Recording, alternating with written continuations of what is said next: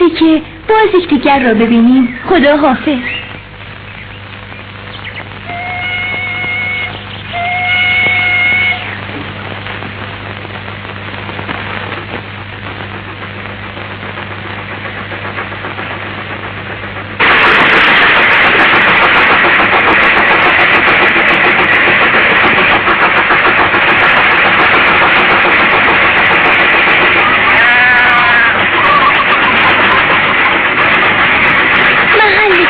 قایق وارد شدیم جای کوچکی در شمال سیدنی بود.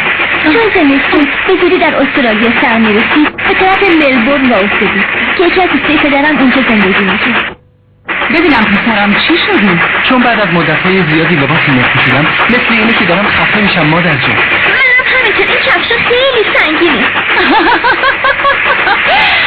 از اون لباسای کار فرو پوشیدین حالا که لباسای ترتمیز سرتون کردین فکر می‌کنین که ببینم آقای مورتون توتون راسترسکی خوبه؟ تعریفی هم نداره چون ملاینه. من دلم از اون توتونای قلابی جزیره میخواد چون بوی تند داره.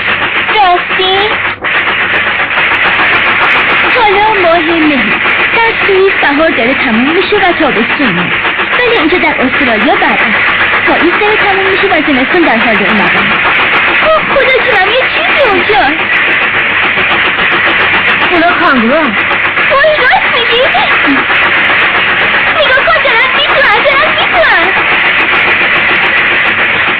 خدا بنده احساس میکنم که واقعا تو استرالیا.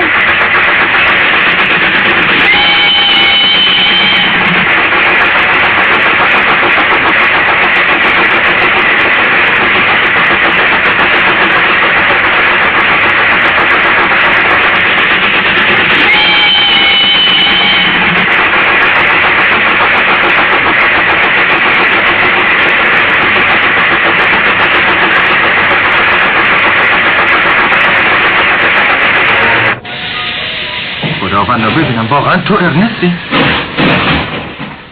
خدا رو شکر که زنده موندی ارنست.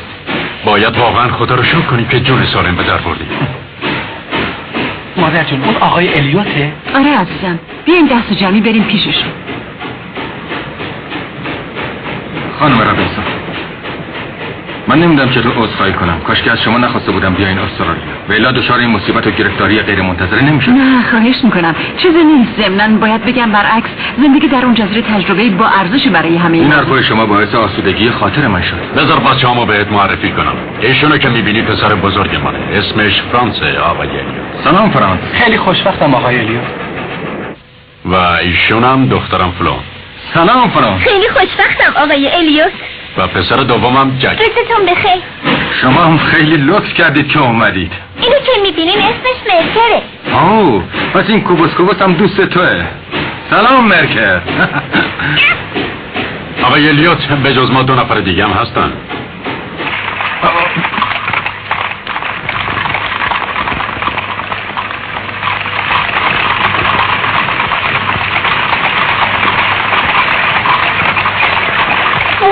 چه جمعیت زیادی الان سرم گیج میره. من از زندگی اینجا اعصابم داغون میشه. این شهر برای من آشناست ولی الان توی حالت عجیبی هم مثل اینکه آرزوی جزیره رو دارم. تو خیابونه اینجا خیلی پر سر صداست. من برای شما خونه در یه جای آروم در نظر گرفتم. از لطفتون متشکریم آقای الیوت. خونه قدیمیه ولی بزرگ و مناسب. پس برای ما خیلی خوب و راحته. آقای مورتون میخوام شما و تامتومم فعلا با ما زندگی کنین. لطفا نگین نه، موافقت کنین خواهش میکنم. اگه اومدین پیش ما اجازه بدین غذای سوئیسی واقعی رو براتون درست کنم. خب موافقم.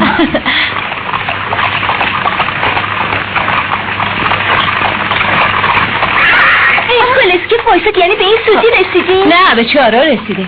فهمیدم.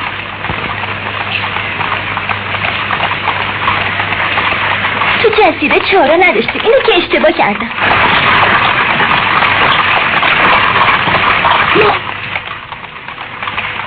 خانم رابینسون میتونم ازتون خواهش کنم تا از تامی نگهداری کنین تا معلوم بشه دفعه دیگه با چه کشتی حرکت میکنین. من همینجا پیاده میشم. خدا حافظ شما.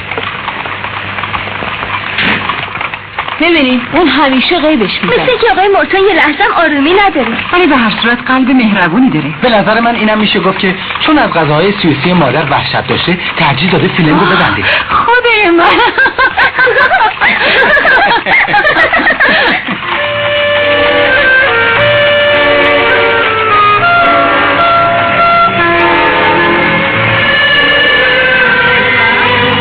جای قشنگیه نه؟ خب رسیدیم.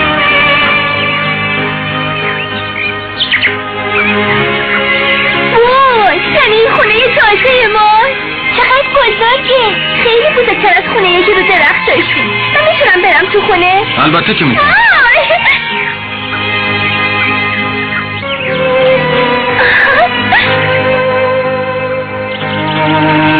وای خدای من طبقه دومم داره. آره داره.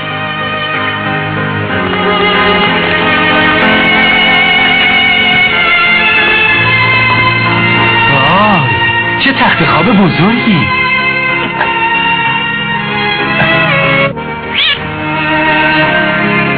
از هر جهت مناسبه، فکر نمی‌کنم مشکلی داشته باشیم. بله درسته، ولی ما جز لباسی که تنمونه هیچی نداریم. وسیله سفرمون فقط این کیف پزشکی کار هست و دیگه هیچی. ولی خب باز جای شکرش باقیه که با وجود غرق شدن کشتیتون اینو از دست ندادیم. درسته، ولی بد نیست بدونی که مهارتم در نجاری خیلی بیشتر از پزشکی شده. پس بد نیست عوض پزشکی یه شرکت ساختمانی تأسیس کنیم.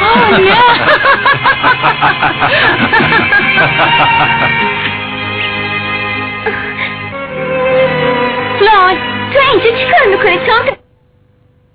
یعنی همه این حیات مال شما؟ وای چه باغ بزرگیه. حتی دارم مادر از دیدنش خوشحال میشه. مادر مادر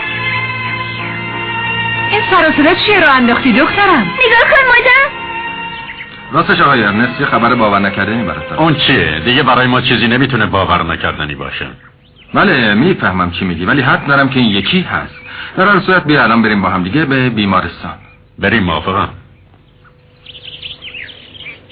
حالا که یه همچین زمین بزرگی داریم میتونیم بازم یه مزرعه درست کنیم. باید سعی کنم تخم میوه نانم بکارم. مگه تخم میوه نانم با خودت آوردی؟ آره یه مقداری با خودم آورد. بازم میخوای غذای اون جزیره رو خوردمون بدین؟ ولی سالها طول میکشه تا اونا میوه بده. آخه خیالم راحت شد. مادر جون من فعلا میخوام غذاهای معمولی منم بخورم. همینطور. بچه‌ها همه میخوایم بریم بیرون. گفتی بریم بیرون؟ یعنی کجا میخوایم بریم؟ بیمارستان. گفتیم بیمارستان؟ منظورم بیمارستانیه که من قراره کار کنم. من خیلی مایلم همتون اونو از نزدیک ببینید. خب منم خیلی دلم میخواد اونجا رو ببینم ولی میدونی که ما تازه وارد اینجا شدیم آقای الیوت. بله میدونم ولی میخوام بدونم معطلی همتون بیایید. تا وقتی که نیاین اونجا دلیل اصرارشو نمیفهمین. یلا همگی سوار کالسکه بشین. معطل نکنید. من اینجا میمونم. آخه میدونین حیوونا به زودی میرسن اینجا. اگه کسی اینجا نباشه قصه میخورن. بله به کلی فراموش کرده بودم. خب تام تو مواظب خونه باش. خیلی خوب. بسیار خوب. خیلی متشکرم تام. خواهش میکنم.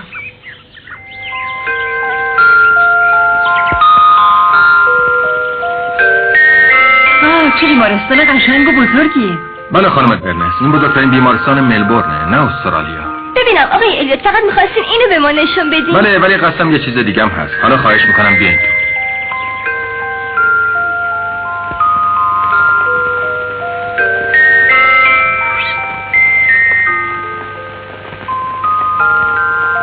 ممکنه لطفاً چند لحظه اینجا صبر کنید؟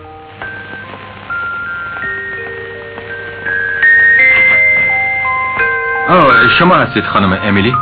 بله آقای دکتر. ممکنه لطفاً بیمارستان به اشخاصی که تو راه رو وایسادن نشون بدید؟ البته در صورتی که گرفتاری نداشته باشید.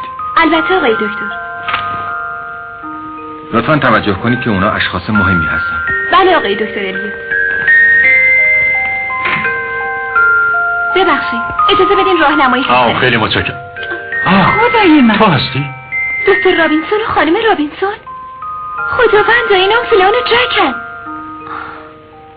باور نکردنیه. برای ما باور نکردنیه. خیالشم نمی‌کردیم تو رو اینجا. وقتی از امیلی شنیدم کم سفر شما بوده و شما تو کشتی بگل نشسته موندین فکر کردم دیگه امیدی برای زنده موندن شما نیست و از اینکه از شما خواسته بودم بیاین استرالیا واقعا از صمیم قلب پشیمون شدم و برای همینم تصمیم گرفتم برای جبران گناهی که مرتکب شدم اقلن از امیلی توجه و مواظبت بکنم. خیلی خوشحالم که امیلی اومده پیش تو. در حال حاضر کار یه پرستار آزمایشی رو بهش دارم ولی نمیذارم مدت زیادی در این وضع بمونه. ازت متشکرم الیوت. منظره قشنگیه نیم. بیا بریم پیش مادر جون. باشه بریم.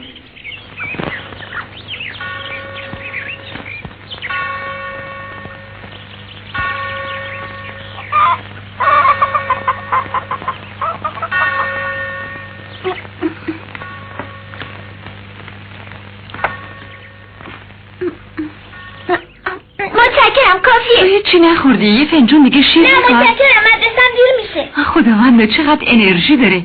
ببینم فلان تو حالت خوب عزیزم؟ میخوام یه تیکه دیگه نون بخورم. وای فلان هنوز داری میخوری؟ من دارم میرم. بیا. یه دقیقه صبر کن الان میام. خب دیگه خداحافظ.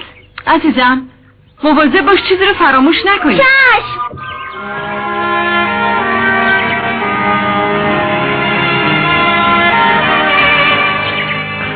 صبح بخیر آقای دکتر رابینسون. امیلی، من به هیچ وجه فکر نمی کردم که روزی با تو همکار بشم. منم همینطور آقای دکتر. ما امروز مریضای زیادی هم داریم. بله هر روز همینطور. خیلی خب بیا شروع کنیم. چشم قربان. لطفا نفر اول تشریف بیارن تو. بفرمایید. با من کاری داشتین آقای دکتر الیوت؟ بله باهاتون یک کاری داشتم. امیلی نمیدونم بالاخره تصمیم گرفتی یا نه؟ بله. خب پس به زودی ترتیب سفرتو میدم. خیلی متشکرم. امیدوارم وقتی از سفر برگشتم یه پرستار ثابت بشم قربان. از علاقه‌ای که نشون میدی خیلی خوشحالم. متشکرم. الان موقعی خوبیه. بهترین فرصتی که من برای درس پرستاری برم لندن.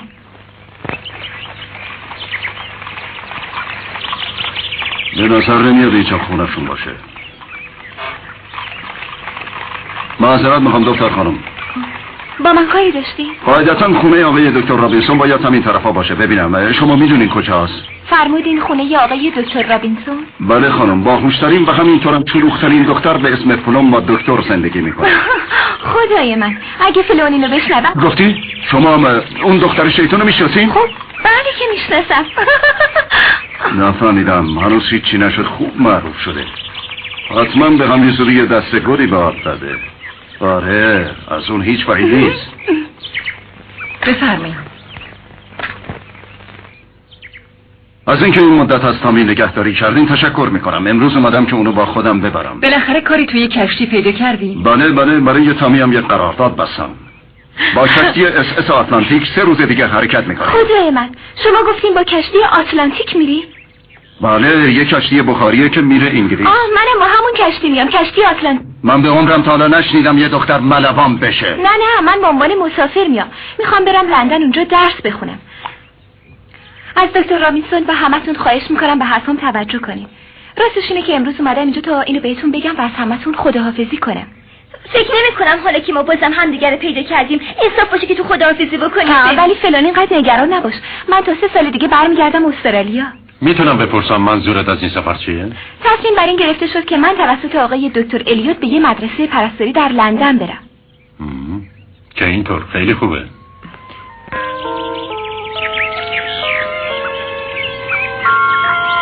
بله منم میرم. آره بزرگترین آرزوی من اینه که هر چه زودتر یه ملوان ثابت بشم. نمیتونم تو خشکی وقتمو بی خودی بگذرونم. حق با توه. باید منتهای سعی تو بکنی.